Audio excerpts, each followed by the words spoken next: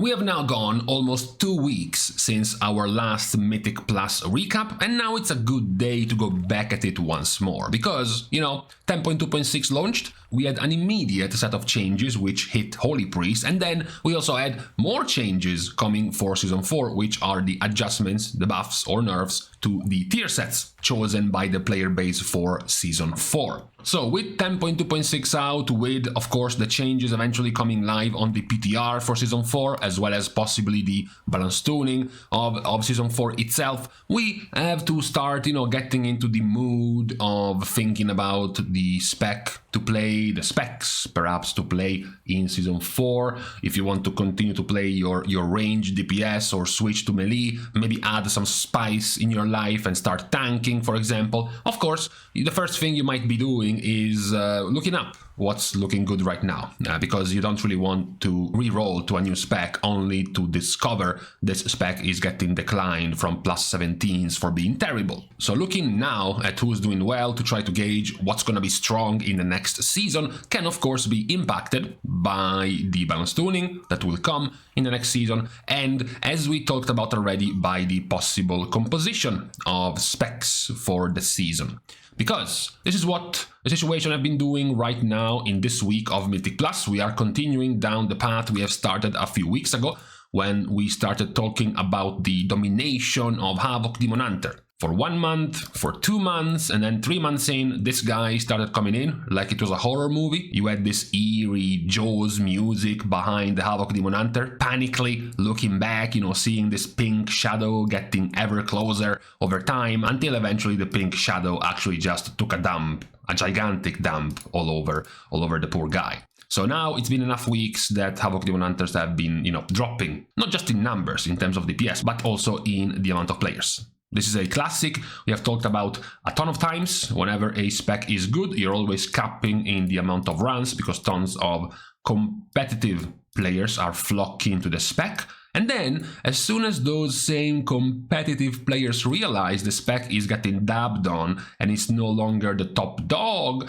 they will gradually start falling out from the amount of runs and get lower and lower, because fewer players want to be dabbed on by other DPS. They want to be the ones doing top damage, so they will just gradually lose out in terms of popularity towards the new top dog. The same top dog which at the start of the season wasn't doing nearly as fine, was it? Right?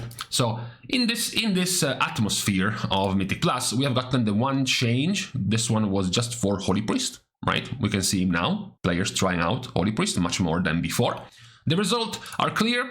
Nothing really was expected in terms of healing, even though the changes in Mythic Plus are still a decent buff to the AoE healing of Holy Priest, which gets kind of sketchy in Mythic Plus. The major buff was, of course, the damage. Holy Priest now is doing comparable damage to the top DPS healers in Mythic Plus, as well as right now easily the highest damage in terms of max possible damage. If you go back to even just a few weeks ago, not even like months, but a few weeks, Holy Priest was comfortably doing terribly. Now they have gotten much higher up in their possible output in damage. And this is with a Holy Priest spec still being severely nerfed, because they are handicapped. They have to play with a crutch. If you look at the top keys of a Holy Priest in Mythic Plus, you will find them running almost exclusively Rage Art plus Leaf, because they need a 1 minute absorb shield on themselves and then another 1.5 minute absorb shield on themselves, just to stay alive. This is a handicap that not really most of the other healers have to go for. Resto Druid can just casually equip a Bellower Loss just purely for damage, or even something like a Spindle purely for damage. You have also Mistweaver Monks that can still casually equip something like Bellower Loss for damage. So this is a Holy Priest without even having, most of them, a DPS trinket, and their damage is still very competitive. So that's a good thing for Holy Priest. However, we also have to point out what we mentioned about the compositions in Mythic Plus, because what is very unlikely to happen is to have one of the specs being popular here also being in the same class as a spec popular here. If you go through the entire season, you will very hardly find a moment where Preservation is OP and played, and so is Devastation or Augmentation. Once Augmentation becomes a thing, Preservation disappears. When only Paladin is popular, there is no Prot and no Ret. When Prot is popular, there is no Holy and no Ret. When Restoration Druid is a thing, there are no other Druids. When then Guardian becomes a thing, there is no Resto Druid. This has been consistent throughout the seasons, and we have seen and reported on this multiple times. See the switcheroo between purple and pink. First, it's even, and Havoc is being played, and then Vengeance gets to Guardian Druid Exodia level of popularity, and Havoc disappears. Guess what happens to Ret, who becomes the main pick for DPS? Prot Paladin disappears. What about Discipline? Discipline is the play, Shadow Priest is nowhere to be seen, Discipline is squished out of existence, and now Shadow is one of the main picks in Mythic Plus. This is a classic, push and pull in terms of finding the correct composition of specs in Mythic Plus. So it's a bit sad, right? If you are a Holy Priest, if you were wishing to see Holy Priest become much more popular in Mythic Plus, if you wanted that for the next season, what you definitely do not want to see is this. If you're a Healing Priest, you want to see this. You don't want to see this. Also, by extension, if you are a Holy Paladin, you don't want to see this. This is very bad for a Holy Paladin player, because this means much less chance of you being brought together with a spec in your same class, because the same cool things that might be needed for a key, whether it is, Power Infusion, Mind Soothe, Mass Dispel, another type of Dispel, maybe AoE CC, maybe off healing, then they can be brought by the other guy as well. So you are no longer nearly as special anymore. It's good to see that we continue to see a reasonable presence of Resto Shaman as well, due to what we mentioned, the lack of Bloodlust, right? Right now, the only reasonable Bloodlust is Mage, which means anytime your group doesn't have a Mage, at the moment, the most likely pick to replace Bloodlust is Shaman, Resto Shaman right now. Now, this is a very popular composition right now, Shadow, Ret, and Fire. The trio is reaching now 60%. 60% of all DPS choices. This is the largest number we have seen in the entire expansion, except for Exodia. In Exodia, the number was averaging almost 90%. So this is not nearly as high, but if you look at before this final month and a half of Season 3, and then before 10.1.5, which launched Exodia, and then the entirety of Season 1, no other composition of 3 DPS reached 60% popularity like these 3 choices did now. Just to show you that it's not nearly as dominating and not nearly as oppressive, you can find the top keys being done right now. Where's Ret, right?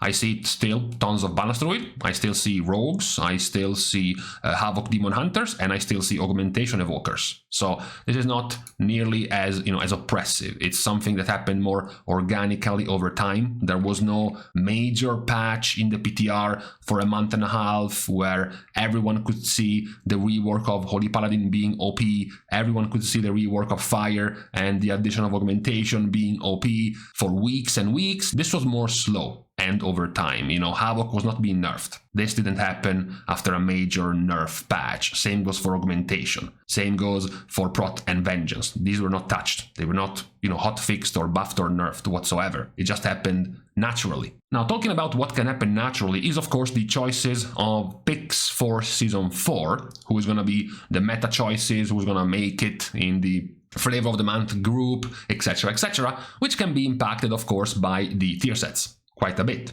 And these were the changes planned right now for Season 4. Quite a few of these have been some slight buffs, but some of these slight buffs have more of an impact than others. For example, Blood Decay. This is a very good buff. One of the major gripes of the Blood Decay tier set is that while it is stronger, the effect itself is stronger than all of your previous tiers and future tiers, even the Season 3 one, it is perhaps why so many DKs were annoyed at it was the RNG element of the effect. And that's because this tier set, this Season 2 tier set of Blood Decay, was tied quite a bit to RNG. Heartstrike and Blood Boil have a 5% chance to grant you Vampiric Blood. Vampiric Blood enables a lot of synergy and tankiness for Blood Decay. However, it's not quite on demand and it's not quite certain to happen.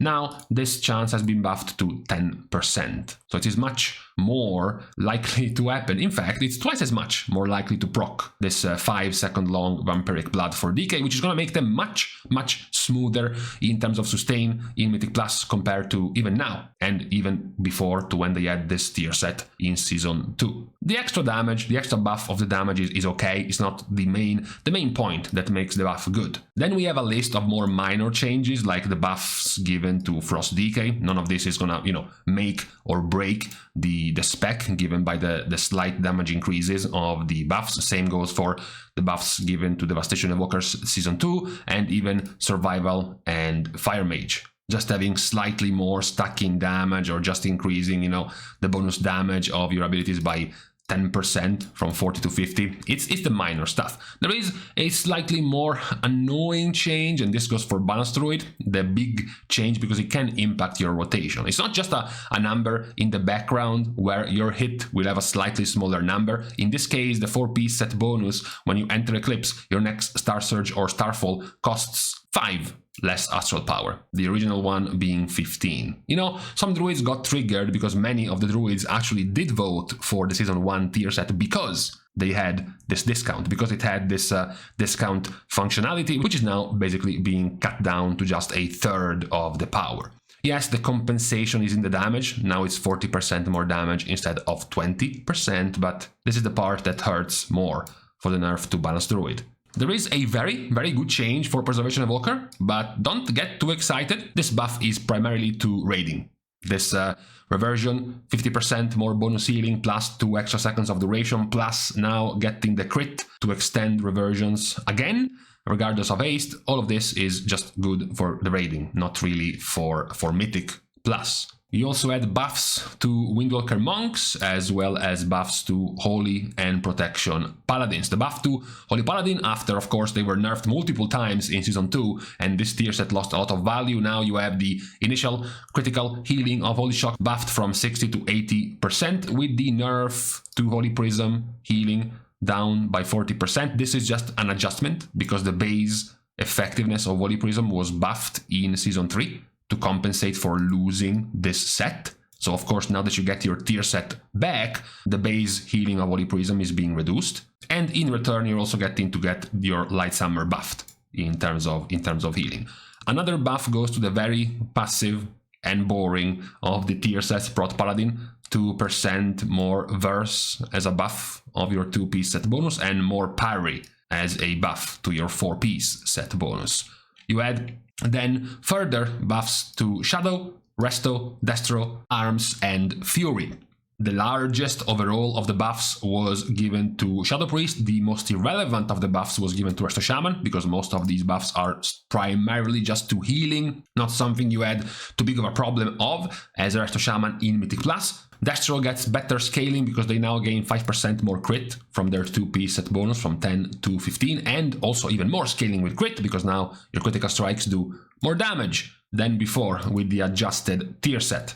These are the type of changes that might or might not impact the future choices of the specs in Season 4 based on how they will perform. Of course, some of these can be, more surprising than others because we have, as mentioned, multiple specs who have chosen to remain with their current season's tier set. For example, Vengeance, who is not moving away, or something like Havoc, who is not moving away, as opposed to other specs that are changing, are going back to Season 2 or Season 1. Those are the ones that might have more ups and downs, more surprises in Season 4 in terms of their power compared to now. It would be pretty nice, though, if we approached Season 4 with a little bit more excitement about the possible changes in Mythic Plus, because it's one thing to be wondering and talking about the possible meta of the specs, only to then realize that you will have to be playing in a season with the same Dragonflight dungeons, with many of the more annoying mechanics still not really being nerfed or touched by Blizzard. On top of that, it's in a season where, at the very least for now, we have gotten no mention of any fated affix system or any of the sort, so the prospects are not looking too bright at the moment when it comes to the engagement of the players for this season of Mythic Plus. However, of course, when it comes to balancing the specs, we will have to continue monitoring 10.2.6's PDR to see any of the possible balance tuning changes that will come before the release of the season. But for now, on this, I believe, Saturday, this is what we have as our recap of the situation in Mythic Plus, seeing how it will continue to develop before the release of the last season of this expansion. So for today, on this unbearably sunny weekend, it's time to leave each other. We're starting the goodbyes, of course, by thanking all of the Patreon supporters for the contribution and the help to the growth of the channel, which can, as usual, also be given completely for free. Liking and commenting down below to help with the YouTube algorithm, as well as subscribing to the channel itself. Now, with these irrelevant things out of the way, thank you guys again for watching. See you guys tomorrow, and in the meantime,